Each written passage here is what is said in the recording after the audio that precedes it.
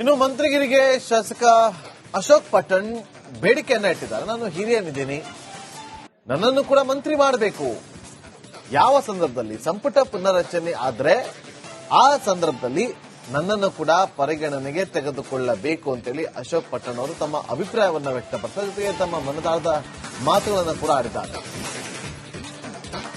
ಇವತ್ತು ಸುರ್ಜೇವಾಲಾ ಅವರನ್ನ ಭೇಟಿ ಮಾಡಿ ಚರ್ಚೆ ಮಾಡ್ತೀನಿ ಅಂತ ಕೂಡ ಹೇಳಿದ್ದಾರೆ. ರಿಪಬ್ಲಿಕ್ ಕನ್ನಡಕ್ಕೆ ಶಾಸಕ ಅಶೋಕ್ ಪಟ್ಟಣ್ ಅವರು ಎಕ್ಸ್ಕ್ಲೂಸಿವ್ ಆಗಿ ಈ ಬಗ್ಗೆ ಮಾತಾಡಿದ್ದಾರೆ.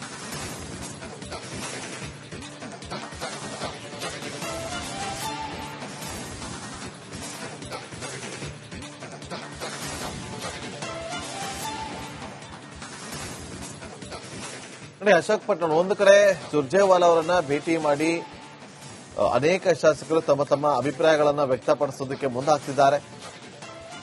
ಇನ್ನು ಕೆಲವರು ತಮ್ಮ ಆಸೆಗಳನ್ನ ಈಡೇರಿಸುವಂತೆ ಬೇಡಿಕೆಯನ್ನು ಕೂಡ ಇಡೋದಕ್ಕೆ ಮುಂದಾಗ್ತಾರೆ. ಅದಕ್ಕೆ ಅಶೋಕ್ ಪಟ್ಟಣ್ ಅವರು ಕೂಡ ಈಗ ಹೇಳಿಕೆ ನಾವು ಗಮನಿಸಬಹುದು.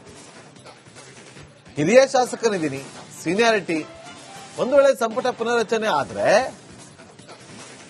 ನಮ್ಮನ್ನ ಪರಿಗಣನೆಗೆ ತೆಗೆದುಕೊಳ್ಳಬೇಕು ಅಂತೇಳಿ ನಾನು ಕೂಡ ಬೇಡಿಕೆಯನ್ನು ಇಡ್ತೀನಿ ಅಂತೇಳಿ ರಿಪಬ್ಲಿಕ್ ಕನ್ನಡಕ್ಕೆ ಎಕ್ಸ್ಕ್ಲೂಸಿವ್ ಆಗಿ ಅಶೋಕ್ ಪಟ್ಟಣ್ ಅವರು ಹೇಳಿದ್ದಾರೆ. ಇವತ್ತು ಸುರ್ಜೇವಾಲಾ ಅವರನ್ನು ಅವರು ಭೇಟಿ ಮಾಡಿ ಈ ಒಂದು ವಿಚಾರವನ್ನು ಅವರು ಪ್ರಸ್ತಾಪ ಮಾಡ್ತಾರೆ ಅಂತ ಹೇಳಲಾಗ್ತಾ ಇದೆ.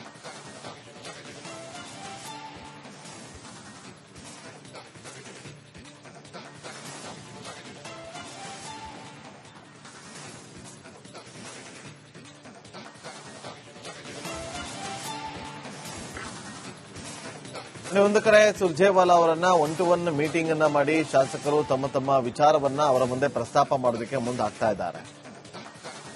ಕಳೆದ ವಾರವೂ ಕೂಡ ಬಂದಿದ್ರು, ಈ ವಾರವೂ ಕೂಡ ಸುರ್ಜೇವಾಲಾ ಅವರು ಬಂದಿರೋದು ಎಲ್ಲೋ ಒಂದು ಕಡೆ ಬಿಜೆಪಿ ಪಾಳ್ಯಕ್ಕೆ ಅಸ್ತ್ರ ಸಿಕ್ಕಂತಾಗಿದೆ. ಇದನ್ನ ಬಳಕೆ ಮಾಡಿಕೊಳ್ಳೋದಕ್ಕೆ ನೋಡಿ, ಇವತ್ತು ಬಿಜೆಪಿ ನಾಯಕರು ಕೂಡ ಅದನ್ನೇ ಹೇಳ್ತಿದ್ದಾರೆ. ಪದೇ ಪದೇ ಬರ್ತಿದ್ದಾರೆ ಅಂತಂದ್ರೆ ಅದು ಏನೋ ಒಂದು ಅಜೆಂಡಾವನ್ನ ಇಟ್ಟುಕೊಂಡು ಬರ್ತಾ ಇದ್ದಾರೆ ಅನ್ನೋದು ಇಲ್ಲಿ ಸ್ಪಷ್ಟವಾಗಿ ಗೊತ್ತಾಗುತ್ತೆ. ಹಾಗಾಗಿ ಇಲ್ಲೇನೋ ಆಗ್ತಾ ಇದೆ, ಕಾದ್ ನೋಡಿ ಅನ್ನೋ ಒಂದು ಇಂಟನ್ನು ಕೂಡ ಕೊಟ್ಟಿದ್ದಾರೆ. ನೋಡಿಲ್ಲ, ಅಸಮಾಧಾನಗಳು ಭುಗಿಲ ಇಡ್ತಾ ಇದೆ. ಶಾಸಕರ ನಡುವೆ, ಬಣಗಳ ನಡುವೆ ಬಣ ಬಡಿದಾಟಗಳು ಕೂಡ ನಡೀತಾ ಇದೆ. ಒಂದು ಕಡೆ ಸಿಎಂ ಆಪ್ತ ಬಣ, ಮತ್ತೊಂದು ಕಡೆ ಡಿಕೆ ಶಿವಕುಮಾರ್ ಅವರ ಆಪ್ತ ಬಣ. ಆದ್ರೂ ಕೂಡ ಸಿದ್ದರಾಮಯ್ಯ ಹೇಳಿರೋದು 5 ವರ್ಷ ನಾನೇ ಸಿಎಂ ಆಗಿರ್ತೀನಿ, ಸುಭದ್ರವಾಗಿ ನಮ್ಮ ಸರ್ಕಾರ ಇರುತ್ತೆ, ಯಾರು ಏನು ಮಾಡೋದಕ್ಕೆ ಆಗೋದಿಲ್ಲ ಅಂತ ಹೇಳಿದ್ರು. ಇದ್ರ ನಡುವೆ ಮತ್ತೊಮ್ಮೆ ಸುರ್ಜೇವಾಲಾ ಅವರು ಆಗಮಿಸಿರೋದು, ಅವರನ್ನ ಶಾಸಕರ ಭೇಟಿ ಮಾಡ್ತಾ ಇರೋದು ಒಂದಷ್ಟು ಕುತೂಹಲವನ್ನ ಕೇಳಿಸ್ತಾ ಇದೆ. ಸುರ್ಜೇವಾಲಾ ಅವರ ಜೊತೆ 1-to-1 ಮೀಟಿಂಗ್ ಇವತ್ತು ಶಾಸಕರದು ಕೂಡ ಮುಂದುವರಿತಾ ಇದೆ. ಇವತ್ತು ಬೆಳಗಾವಿ ವಿಭಾಗದ ಶಾಸಕರ ಮೀಟಿಂಗ್ ಕೂಡ ಇರತಕ್ಕಂಥದ್ದು. ಈ ಬಗ್ಗೆ ಮಾತನಾಡೋದಕ್ಕೆ ಅಶೋಕ್ ಪಟ್ಟಣ್ ಅವರು ಇದ್ದಾರೆ, ಶಾಸಕರು. ಸರ್, ತಮ್ಮ ಜಿಲ್ಲೆಯ ಸಮಸ್ಯೆಗಳನ್ನ, ತಮ್ಮ ಕ್ಷೇತ್ರದ ಸಮಸ್ಯೆಗಳನ್ನ ಯಾವ ರೀತಿಯಾಗಿ ಇವತ್ತು ಸುರ್ಜೇವಾಲಾ ಅವ್ರಿಗೆ ವಿವರಿಸ್ತೀರಿ? ತಾವು ಮಾಡಿದಂತ ಕೆಲಸಗಳನ್ನ ಯಾವ ರೀತಿಯಾಗಿ ವಿವರಿಸ್ತೀರಿ ಅಂತ? ಸುರ್ಜೇವಾಲಾ ಅವರು ಬಂದಿದ್ದಾರೆ. ನಿಮ್ ಕ್ಷೇತ್ರ, ಆಮೇಲೆ ರಾಜಕೀಯ ಪಕ್ಷ ಹೇಗೆ ನಡೀತಾ ಇದೆ, ಎಲ್ಲಾ ಕಡೆ ಹೆಂಗೆ ವಾತಾವರಣ ಕೇಳಕ್ ಬಂದಿದ್ದಾರೆ. ಇರೋ ವಾಸ್ತವಾಂಶ ನಾವು ತಿಳಿಸ್ತೀವಿ.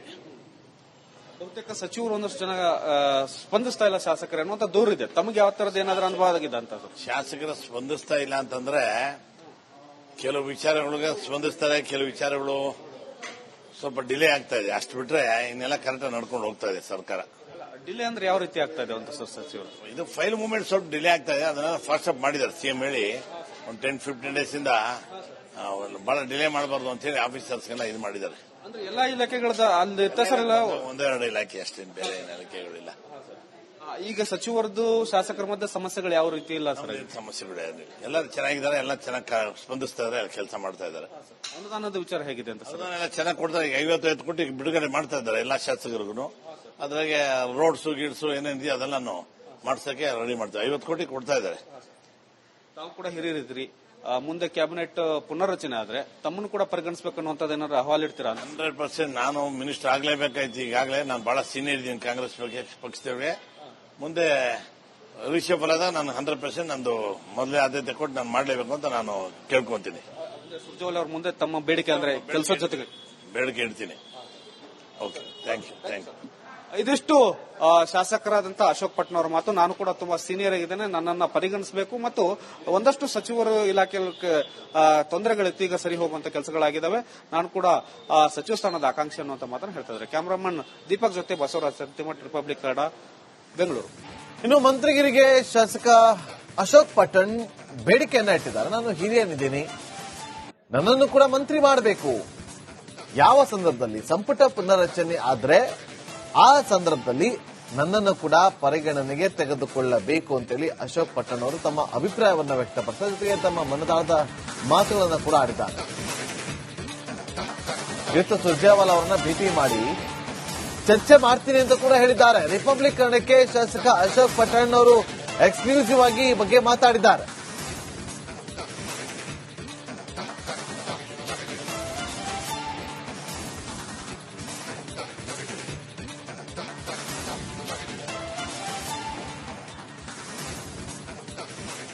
ಅಶೋಕ್ ಪಟ್ಟಣ್ ಒಂದು ಕಡೆ ಸುರ್ಜೇವಾಲಾ ಅವರನ್ನ ಭೇಟಿ ಮಾಡಿ ಅನೇಕ ಶಾಸಕರು ತಮ್ಮ ತಮ್ಮ ಅಭಿಪ್ರಾಯಗಳನ್ನು ವ್ಯಕ್ತಪಡಿಸೋದಕ್ಕೆ ಮುಂದಾಗ್ತಿದ್ದಾರೆ. ಇನ್ನು ಕೆಲವರು ತಮ್ಮ ಆಸೆಗಳನ್ನ ಈಡೇರಿಸುವಂತೆ ಬೇಡಿಕೆಯನ್ನ ಕೂಡ ಇಡೋದಕ್ಕೆ ಮುಂದಾಗ್ತಾರೆ. ಅದಕ್ಕೆ ಅಶೋಕ್ ಪಟ್ಟಣ್ ಅವರು ಕೂಡ ಈಗ ಹೇಳಿಕೆ ನಾವು ಗಮನಿಸಬಹುದು. ಹಿರಿಯ ಶಾಸಕನಿದ್ದೀನಿ, ಸೀನಿಯಾರಿಟಿ, ಒಂದು ವೇಳೆ ಸಂಪುಟ ಪುನರ್ರಚನೆ ಆದ್ರೆ ನಮ್ಮನ್ನ ಪರಿಗಣನೆಗೆ ತೆಗೆದುಕೊಳ್ಳಬೇಕು ಅಂತೇಳಿ ನಾನು ಕೂಡ ಬೇಡಿಕೆಯನ್ನು ಇಡ್ತೀನಿ ಅಂತೇಳಿ ರಿಪಬ್ಲಿಕ್ ಕನ್ನಡಕ್ಕೆ ಎಕ್ಸ್ಕ್ಲೂಸಿವ್ ಆಗಿ ಅಶೋಕ್ ಪಟ್ಟಣ್ ಅವರು ಹೇಳಿದ್ದಾರೆ. ಇವತ್ತು ಸುರ್ಜೇವಾಲಾ ಅವರನ್ನು ಅವರು ಭೇಟಿ ಮಾಡಿ ಈ ಒಂದು ವಿಚಾರವನ್ನು ಅವರು ಪ್ರಸ್ತಾಪ ಮಾಡ್ತಾರೆ ಅಂತ ಹೇಳಲಾಗ್ತಾ ಇದೆ.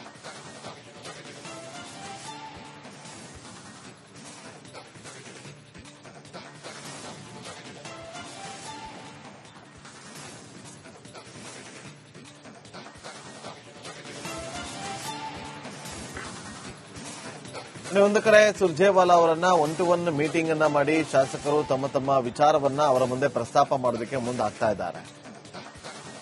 ಕಳೆದ ವಾರವೂ ಕೂಡ ಬಂದಿದ್ರು, ಈ ವಾರವೂ ಕೂಡ ಸುರ್ಜೇವಾಲಾ ಅವರು ಬಂದಿರೋದು ಎಲ್ಲೋ ಒಂದು ಕಡೆ ಬಿಜೆಪಿ ಪಾಳ್ಯಕ್ಕೆ ಅಸ್ತ್ರ ಸಿಕ್ಕಂತಾಗಿದೆ ಇದನ್ನ ಬಳಕೆ ಮಾಡಿಕೊಳ್ಳೋದಕ್ಕೆ. ನೋಡಿ, ಇವತ್ತು ಬಿಜೆಪಿ ನಾಯಕರು ಕೂಡ ಅದನ್ನೇ ಹೇಳ್ತಿದ್ದಾರೆ.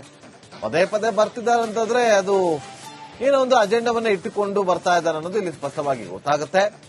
ಹಾಗಾಗಿ ಇಲ್ಲಿ ಏನೋ ಆಗ್ತಾ ಇದೆ, ಕಾದ್ ನೋಡಿ ಅನ್ನೋ ಒಂದು ಇಂಟನ್ನು ಕೂಡ ಕೊಟ್ಟಿದ್ದಾರೆ. ನೋಡಿಲ್ಲ, ಅಸಮಾಧಾನಗಳು ಭುಗಿಲೆ ಇಡ್ತಾ ಇದೆ. ಶಾಸಕರ ನಡುವೆ, ಬಣಗಳ ನಡುವೆ ಬಣ ಬಡಿದಾಟಗಳು ಕೂಡ ನಡೀತಾ ಇದೆ. ಒಂದು ಕಡೆ ಸಿಎಂ ಆಪ್ತ ಬಣ, ಮತ್ತೊಂದು ಕಡೆ ಡಿ ಕೆ ಶಿವಕುಮಾರ್ ಅವರ ಆಪ್ತ ಬಣ. ಆದ್ರೂ ಕೂಡ ಸಿದ್ದರಾಮಯ್ಯ ಹೇಳಿರೋದು 5 ವರ್ಷ ನಾನೇ ಸಿಎಂ ಆಗಿರ್ತೀನಿ, ಸುಭದ್ರವಾಗಿ ನಮ್ಮ ಸರ್ಕಾರ ಇರುತ್ತೆ, ಯಾರು ಏನು ಮಾಡೋದಕ್ಕೆ ಆಗೋದಿಲ್ಲ ಅಂತ ಹೇಳಿದ್ರು. ಇದರ ನಡುವೆ ಮತ್ತೊಮ್ಮೆ ಸುರ್ಜೇವಾಲಾ ಅವರು ಆಗಮಿಸಿರೋದು, ಅವರನ್ನ ಶಾಸಕರ ಭೇಟಿ ಮಾಡ್ತಾ ಇರೋದು ಒಂದಷ್ಟು ಕುತೂಹಲವನ್ನ ಕೇಳಿಸ್ತಾ ಇದೆ. ಸುರ್ಜೇವಾಲಾ ಅವರ ಜೊತೆ 1-to-1 ಮೀಟಿಂಗ್ ಇವತ್ತು ಶಾಸಕರದು ಕೂಡ ಮುಂದುವರಿತಾ ಇದೆ. ಇವತ್ತು ಬೆಳಗಾವಿ ವಿಭಾಗದ ಶಾಸಕರ ಮೀಟಿಂಗ್ ಕೂಡ ಇರತಕ್ಕಂಥದ್ದು. ಈ ಬಗ್ಗೆ ಮಾತನಾಡೋದಕ್ಕೆ ಅಶೋಕ್ ಪಟ್ಟಣ್ ಅವರು ಇದ್ದಾರೆ, ಶಾಸಕರು. ಸರ್, ತಮ್ಮ ಜಿಲ್ಲೆಯ ಸಮಸ್ಯೆಗಳನ್ನ, ತಮ್ಮ ಕ್ಷೇತ್ರದ ಸಮಸ್ಯೆಗಳನ್ನ ಯಾವ ರೀತಿಯಾಗಿ ಇವತ್ತು ಸುರ್ಜೇವಾಲಾ ಅವ್ರಿಗೆ ವಿವರಿಸ್ತೀರಿ? ತಾವು ಮಾಡಿದಂತ ಕೆಲಸಗಳನ್ನ ಯಾವ ರೀತಿಯಾಗಿ ವಿವರಿಸ್ತೀರಿ ಅಂತ? ಸುರ್ಜೇವಾಲಾ ಅವರು ಬಂದಿದ್ದಾರೆ. ನಿಮ್ ಕ್ಷೇತ್ರ, ಆಮೇಲೆ ರಾಜಕೀಯ ಪಕ್ಷ ಹೇಗೆ ನಡೀತಾ ಇದೆ, ಎಲ್ಲಾ ಕಡೆ ಹೆಂಗೆ ವಾತಾವರಣ ಕೇಳಕ್ ಬಂದಿದ್ದಾರೆ. ಇರೋ ವಾಸ್ತವಾಂಶ ನಾವು ತಿಳಿಸ್ತೀವಿ. ಬಹುತೇಕ ಸಚಿವರು ಒಂದಷ್ಟು ಜನ ಸ್ಪಂದಿಸ್ತಾ ಇಲ್ಲ ಶಾಸಕರು ಅನ್ನುವಂತ ದೂರ ಇದೆ. ತಮಗೆ ಯಾವ ತರದ ಏನಾದ್ರೂ ಅನುಭವ ಆಗಿದೆ ಅಂತ? ಶಾಸಕರು ಸ್ಪಂದಿಸ್ತಾ ಇಲ್ಲ ಅಂತಂದ್ರೆ ಕೆಲವು ವಿಚಾರಗಳಿಗೆ ಸ್ಪಂದಿಸ್ತಾರೆ, ಕೆಲವು ವಿಚಾರಗಳು ಸ್ವಲ್ಪ ಡಿಲೇ ಆಗ್ತಾ ಇದೆ. ಅಷ್ಟು ಬಿಟ್ರೆ ಇನ್ನೆಲ್ಲ ಕರೆಕ್ಟ್ ನಡ್ಕೊಂಡು ಹೋಗ್ತಾ ಇದೆ ಸರ್ಕಾರ. ಡಿಲೇ ಅಂದ್ರೆ ಯಾವ ರೀತಿ ಆಗ್ತಾ ಇದೆ ಅಂತ ಸಚಿವರು? ಇದು ಫೈಲ್ ಮೂವ್ಮೆಂಟ್ ಸ್ವಲ್ಪ ಡಿಲೇ ಆಗ್ತಾ ಇದೆ. ಅದನ್ನ ಫಾಸ್ಟ್ ಅಪ್ ಮಾಡಿದ್ದಾರೆ ಸಿಎಂ ಹೇಳಿ. ಒಂದು 10-15 ಡೇಸ್ ಇಂದ ಬಹಳ ಡಿಲೇ ಮಾಡಬಾರ್ದು ಅಂತ ಹೇಳಿ ಆಫೀಸರ್ಸ್ಗೆಲ್ಲ ಇದು ಮಾಡಿದ್ದಾರೆ. ಅಂದ್ರೆ ಎಲ್ಲಾ ಇಲಾಖೆಗಳದ ಅಲ್ಲಿ ಹೆಸರೆಲ್ಲ ಒಂದೆರಡು ಇಲಾಖೆ ಅಷ್ಟೇ, ಬೇರೆ ಇಲಾಖೆಗಳಿಲ್ಲ. ಈಗ ಸಚಿವರದ್ದು ಶಾಸಕರ ಮಧ್ಯೆ ಸಮಸ್ಯೆಗಳು ಯಾವ ರೀತಿ ಇಲ್ಲ ಸರ್? ಸಮಸ್ಯೆಗಳು ಎಲ್ಲರೂ ಚೆನ್ನಾಗಿದ್ದಾರೆ, ಎಲ್ಲ ಚೆನ್ನಾಗಿ ಸ್ಪಂದಿಸ್ತಾ ಇದ್ದಾರೆ, ಎಲ್ಲ ಕೆಲಸ ಮಾಡ್ತಾ ಇದ್ದಾರೆ. ಅನುದಾನದ ವಿಚಾರ ಹೇಗಿದೆ ಅಂತ? ಅನುದಾನ ಚೆನ್ನಾಗಿ ಕೊಡ್ತಾರೆ. ಈಗ 55 ಕೋಟಿ ಬಿಡುಗಡೆ ಮಾಡ್ತಾ ಇದ್ದಾರೆ ಎಲ್ಲಾ ಶಾಸಕರಿಗೂ. ಅದ್ರಾಗೆ ರೋಡ್ಸು ಗಿಡ್ಸು ಏನೇನಿದೆಯೋ ಅದೆಲ್ಲಾನು ಮಾಡ್ಸಕ್ಕೆ ರೆಡಿ ಮಾಡ್ತಾರೆ. 50 ಕೋಟಿ ಕೊಡ್ತಾ ಇದ್ದಾರೆ. ತಾವು ಕೂಡ ಹಿರಿಯರಿದ್ರಿ, ಮುಂದೆ ಕ್ಯಾಬಿನೆಟ್ ಪುನರ್ರಚನೆ ಆದ್ರೆ ತಮ್ಮನ್ನು ಕೂಡ ಪರಿಗಣಿಸಬೇಕು ಅನ್ನುವಂಥದ್ದು ಏನಾದ್ರು ಅಹವಾಲು ಇಡ್ತೀರಾ? 100% ನಾನು ಮಿನಿಸ್ಟರ್ ಆಗ್ಲೇಬೇಕಾಯ್ತು. ಈಗಾಗಲೇ ನಾನು ಬಹಳ ಸೀನಿಯರ್ ಇದ್ದೀನಿ ಕಾಂಗ್ರೆಸ್ ಪಕ್ಷದವ್ರಿಗೆ. ಮುಂದೆ ರಿಷಫಲದ ನಾನು 100% ನಂದು ಮೊದಲೇ ಆದ್ಯತೆ ಕೊಟ್ಟು ನಾನು ಮಾಡಲೇಬೇಕು ಅಂತ ನಾನು ಕೇಳ್ಕೊಂತೀನಿ. ಸುರ್ಜೇವಾಲಾ ಅವ್ರ ಮುಂದೆ ತಮ್ಮ ಬೇಡಿಕೆ ಅಂದ್ರೆ ಕೆಲಸದ ಜೊತೆಗೆ ಬೇಡಿಕೆ ಇಡ್ತೀನಿ. Okay, thank you.